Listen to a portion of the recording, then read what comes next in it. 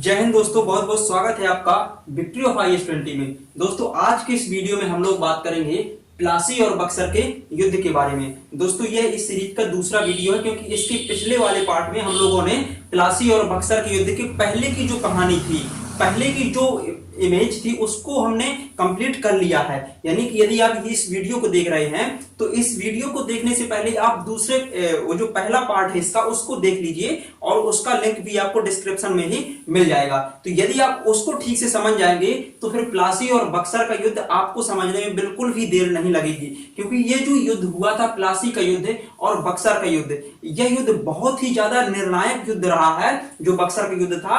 और इस युद्ध के बाद यह चीज तय हो गई थी कि भारत में अब किसको प्रशासन करना है, यानी कि भारत में अंग्रेजों का प्रशासन ठीक तरह से स्थापित हो चुका था बक्सर के युद्ध के बाद। तो देखिए प्लासी और बक्सर का युद्ध आखिर क्यों हो रहा था, इसके पहले की कहानी आपको समझना है। तो पहले आप प्लीज पहले जो पिछला वाला वीडियो है उसको समझ लीजिए, उसकी लिंक डिस्क्रिप्शन में आपको मिल जाएगी।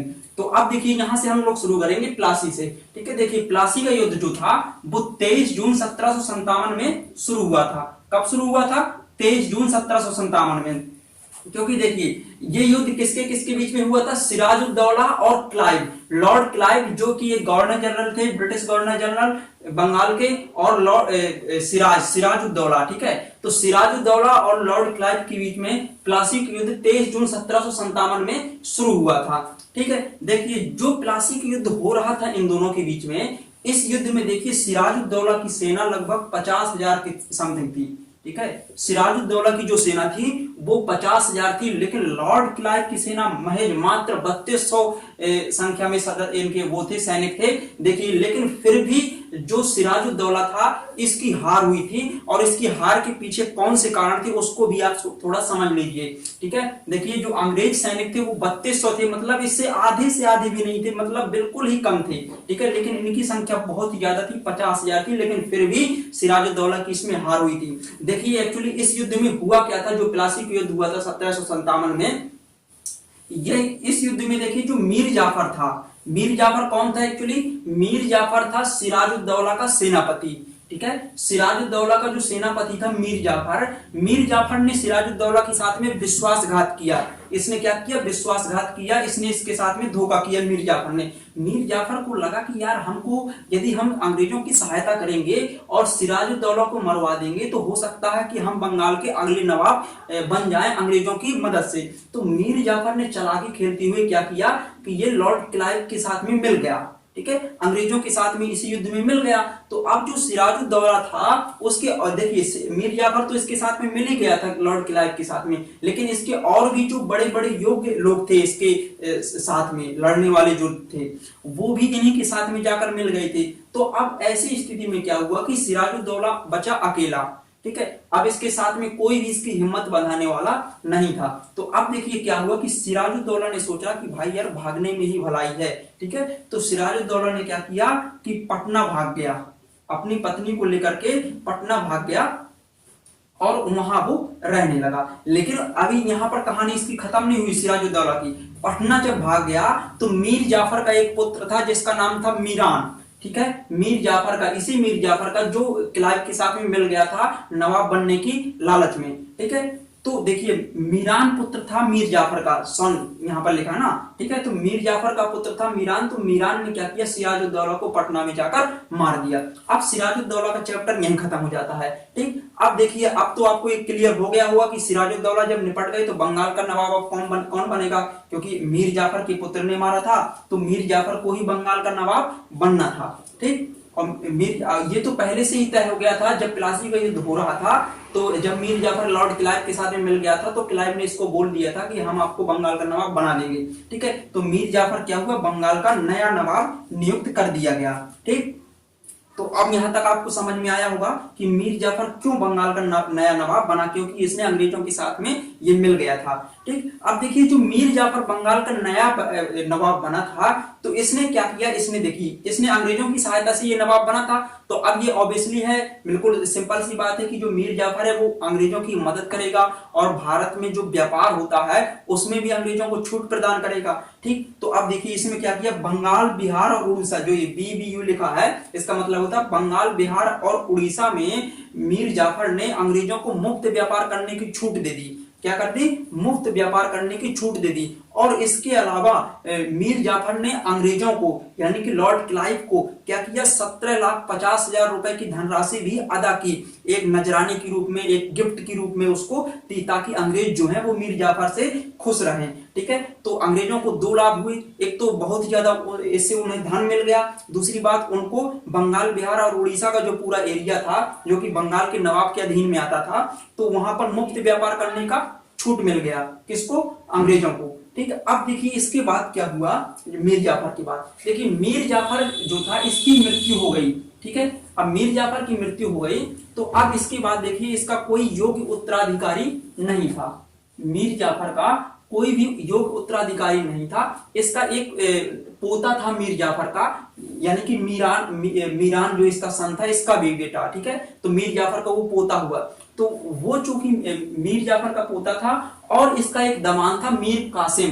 क्यों, कौन था, दामाद, मीर जाफर का दामाद मीर कासिम। तो मीर कासिम और मीर जाफर के बेटे के बीच में संघर्ष हुआ, लेकिन अंत में जो मीर कासिम था, मीर जाफर का दामाद, ठीक है, तो वो अंग्रेजों की मदद से क्या हुआ कि वो बंगाल का नया नवाब फिर से बन गया। ठीक। तो अब देखिए अब बंगाल का नया नवाब कौन आया, मीर कासिम। ठीक है। तो पहले कौन था, सिराजुद्दौला यहां पर था। ठीक है। सिराजुद्दौला के बाद बना मीर जाफर बंगाल का नवाब, और मीर जाफर के बाद बंगाल का नवाब कौन बना, मीर कासिम। ठीक। तो मीर कासिम आपको समझ में आया। अब देखिए जो मीर कासिम था ये बंगाल का एक बहुत ही ज्यादा योग्य नवाब था। ठीक है। कैसा था, बहुत ही ज्यादा होशियार, इंटेलिजेंट, योग्य था। ठीक है। देखिए जो अली वर्दी खां के उत्तराधिकारी थे, अब अली वर्दी खां कौन है ये आप पिछले वीडियो में देखिए, जो जिसकी लिंक डिस्क्रिप्शन में है, जिसका बक्सर और प्लासी के पहले की कहानी है। ठीक है। देखिए हम आपको जो भी पढ़ा रहे हैं बहुत ही ज्यादा डिटेल से पढ़ा रहे हैं, चाहे आप किसी भी बड़े से बड़े एग्जाम की तैयारी कर रहे हो। मतलब ऐसा नहीं, जो टॉपिक आपने यहाँ पर एक बार कंप्लीट कर लिया तो उस टॉपिक से फिर कोई भी क्वेश्चन पूछा जाए, ऐसा नहीं हो सकता कि आपको वो आए ना। ठीक। तो देखिए मीर कासिम जो था वो बहुत ही योग्य था। अली वर्दी खां के उत्तराधिकारियों में सबसे ज्यादा योग्य यही था, अली वर्दी खां के बाद। तो अब देखिए क्या हुआ कि मीर जाफर जो था वो चाहता था कि हम अंग्रेजों से थोड़ा दूरी बनाकर रखें। ठीक है। क्योंकि ये देखिए अंग्रेजों की सहायता से बना था ये नवाब, लेकिन मीर जाफर थोड़ा होशियार किस्म का आदमी था, तो इसने सोचा कि अंग्रेजों से दूरी बनाकर रखेंगे तो हमारे संबंध अच्छे रहेंगे, उन्हीं के पास में रहेंगे, यानी कि कलकत्ता के आसपास रहेंगे, तो फिर संबंध ठीक तरह से नहीं बन पाएंगे और ज्यादा लंबे समय तक नहीं टिक पाएंगे। तो इसलिए मीर कासिम ने क्या किया, देखिए यहाँ पर कि अपनी जो राजधानी थी उसको मुर्शिदाबाद से हटा करके मुंगेर यानी कि बिहार ये ले आया अपनी राजधानी। ठीक है। मुर्शिदाबाद से मुंगेर में स्थापित कर ली। पहले तो इसने अपनी राजधानी में बदलाव कर लिया। ठीक है। क्योंकि ये एक लंबे समय तक प्रशासन संभालना चाहता था, क्योंकि ये बहुत ही ज्यादा योग्य था। ठीक। लेकिन देखिए इसने अपनी राजधानी में बदलाव कर लिया, लेकिन क्या हुआ एक्चुअली कि जो अंग्रेज थे वो तो अपने आप को स्वतंत्र समझते थे। वो चाहते थे कि बंगाल, बिहार, उड़ीसा में हम तो एक मुफ्त व्यापार करेंगे, हमें किसी भी प्रकार की चुंगी अदा नहीं करनी है। ठीक है। जो मुगलों का शाही फरमान इसको मीर कासिम को प्राप्त हुआ था, तो मुगलों की जो निर्देश थे तो अंग्रेज उनका भी पालन नहीं कर रहे थे, तो मीर कासिम को थोड़ा प्रॉब्लम हो रही थी। ठीक। तो मीर कासिम को जो प्रॉब्लम हो रही थी, तो मीर कासिम ने सोचा कि इन सब प्रॉब्लम को, जितनी भी समस्याएं को सॉल्व करने के लिए मीर कासिम ने अंग्रेज गवर्नर, ठीक है, जो कलकत्ता के गवर्नर थे, ब्रिटिश गवर्नर वॉनस्टार्ट, क्या नाम था, वॉनस्टार्ट, तो इसके साथ में 1762 में एक संधि कर ली।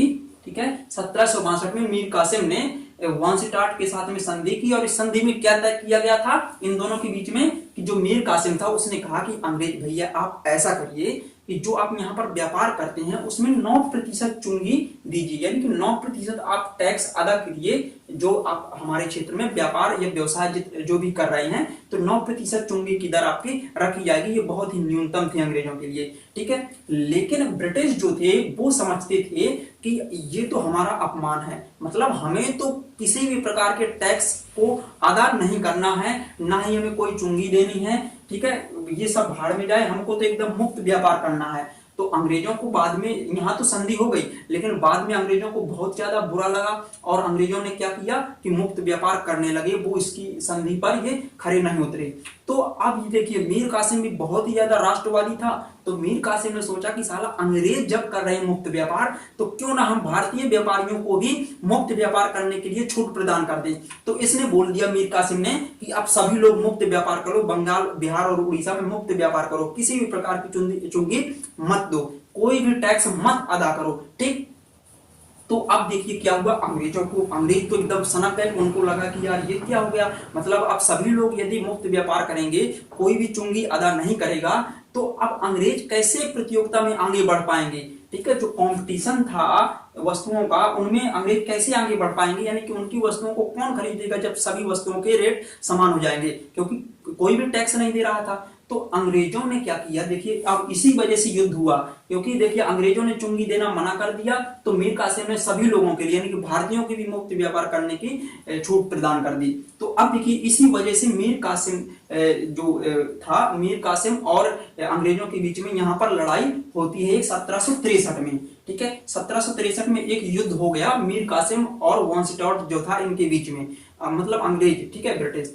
तो अब देखिए इसमें क्या हुआ कि जो मीर कासिम था, मीर कासिम उसमें हार गया, उस युद्ध में मीर कासिम हार गया, और मीर कासिम क्या किया इसने, यह अवध की ओर भाग गया, यह अवध चला गया। अब देखिए अवध का इतिहास भी हम आपको पढ़ा चुके हैं, अवध का जो इतिहास है उसका भी लिंक आपको डिस्क्रिप्शन में ही मिल जाएगा, ठीक है, उसका जो वीडियो है उसका लिंक डिस्क्रिप्शन में ही आपको मिल जाएगा। तो अवध का इतिहास पढ़ लेंगे, और इसकी पिछला वाला जो पार्ट है, इसकी स्टोरी है जो प्लासी और बक्सर के युद्ध की, तो आपको ये बहुत ही इंपॉर्टेंट चीज एकदम आसानी से समझ में आ जाएगी। तो अब देखिए यहाँ पर क्या हुआ, ये अवध भाग गया। अभी देखिए मीर कासिम हार कर अवध भाग गया, अभी उसकी जान नहीं गई है, तो अभी मीर कासिम सोचेगा एक ना कि ये मतलब कि हमें अंग्रेजों से बदला लेना चाहिए। तो मीर कासिम ने क्या किया कि जो अवध के नवाब थे शुजाउद्दौला, कौन थे, अवध के नवाब थे शुजाउद्दौला, और वहां पर एक मुगल शासक था शाह आलम द्वितीय, मुगल शहंशाह शाह आलम द्वितीय। तो इन दोनों लोगों के साथ में मिलकर, यानी कि शुजाउद्दौला, शाह आलम द्वितीय, ये दोनों वहां पर मिल गए अवध में, ठीक। और तीसरा तो मीर कासिम हो ही गया। तो तीनों लोगों ने एक गुट बनाया, ठीक है, एक संगठन बनाया, और इन्होंने ये निर्णय लिया कि हम लोग क्या करेंगे, अंग्रेजों को हराएंगे युद्ध में, ठीक है। तो अब वो जो तीनों लोगों के साथ में मिलकर अंग्रेजों का युद्ध हुआ था, तो इसी युद्ध को बोलते हैं बक्सर का युद्ध 1764 में। अब देखिए बक्सर का युद्ध क्या है, इसको समझ लीजिए, बक्सर के युद्ध को लिखने की कोई जरूरत नहीं है, ठीक है। देखिए 1764 में बक्सर का युद्ध हुआ था, किन के बीच में, एक तो मीर कासिम था और दूसरे अंग्रेज थे, यानी कि मीर कासिम और उसके साथ में दो लोग, ये शुजाउद्दौला और शाह आलम द्वितीय, ये शामिल थे, ठीक। तो ये एग्जाम में पूछ लिया जाता है कि बक्सर का युद्ध किसके किसके बीच में हुआ था, तो ये दोनों लोग शामिल थे बक्सर के युद्ध में, शुजाउद्दौला, शाह आलम और मीर कासिम, ठीक। तो 1764 में बक्सर का युद्ध हुआ, लेकिन बक्सर का युद्ध प्लासी के युद्ध की तरह नहीं हुआ, क्योंकि प्लासी के युद्ध में देख रहे होंगे कि जो सिराजुद्दौला की सेना बहुत ज्यादा थी और अंग्रेजों की सेना 3200 थी महज, लेकिन इसमें बक्सर के युद्ध में क्या था कि सेना बिल्कुल बराबर थी, लगभग बराबर थी, और अच्छी तैयारी के साथ में, दोनों पक्षों ने अच्छी तैयारी के साथ में इस युद्ध को शुरू किया। लेकिन इस युद्ध में निर्णायक जीत जो थी वो अंग्रेजों की हुई, और इनका जो त्रिगुट था, यानी कि 3 लोगों का संगठन था, एक गुट था, ये हार गए, ठीक है। अब देखिए जब ये पूरी तरह से हार गए, तो अब यहां से क्या बदलाव हुआ, ये यूपीएससी में पूछा जाता है, ठीक है। तो अब ये पूछा जाता, देखिए अब इसको थोड़ा समझ लीजिए कि जब 1764 में इन लोगों ने, मीर कासिम, शुजाउद्दौला, शाह आलम, ये अंग्रेजों से हार गए बक्सर के युद्ध में, तब इसके बाद जो भारत का सितारा था, यानी कि हिंदुस्तानों के उत्कर्ष का जो सितारा था, वो हमेशा हमेशा के लिए डूब गया। और यह बात बिल्कुल तय हो गई कि अब भारत में शासन कौन करेगा, यानी कि अंग्रेजों ने हमेशा के लिए यहाँ का प्रशासन जो था वो पूरी तरह से हड़प लिया। अब अंग्रेजों ने अपना विस्तार करना चालू किया। उसके बाद देखिए अंग्रेजों ने क्या किया कि अदर कंट्री, जो आसपास के पड़ोसी देश थे, वहां पर भी विस्तार करना चालू किया, क्योंकि भारत को तो अंग्रेजों ने पूरी तरह से जीत लिया था। जो बक्सर का युद्ध है वो एकदम निर्णायक युद्ध था, ठीक है। तो बक्सर के युद्ध के बाद जो उत्तर भारत की, साउथ इंडिया की और नॉर्थ ईस्ट की जितनी भी संभावनाएं थी, ठीक है, तो वो सभी संभावनाओं को अंग्रेजों ने कुचल दिया। और जो मुगल शासन की जो बची खुची जो साख रह गई थी, बची खुची जो इज्जत थी, वो भी समाप्त हो गई, क्योंकि शाह आलम द्वितीय मुगल शहंशाह था, ये भी नष्ट हो गया था इसी युद्ध में। ठीक है, तो कुल मिलाकर के भारतीय एकदम साइलेंट हो गए थे और अंग्रेज एकदम चरम उत्कर्ष की ओर पहुंचते जा रहे थे। तो यहां से अंग्रेजों के भाग्य का सितारा क्या हुआ, ऊपर की ओर निकलना चालू हो गया था। तो अब देखिए दोस्तों, ये जो कहानी है ये पूरी प्लासी और बक्सर के युद्ध की है, और इसका पिछला वाला जो वीडियो है पहले की कहानी है उसको हमने बता दिया है यूट्यूब में, तो आप उसका डिस्क्रिप्शन में जाकर उसको पढ़ सकते हैं, और जो अवध का इतिहास है उसको भी आप ठीक तरह से समझ सकते हैं। तो मिलते हैं किसी नेक्स्ट वीडियो में, तब तक के लिए जय हिंद।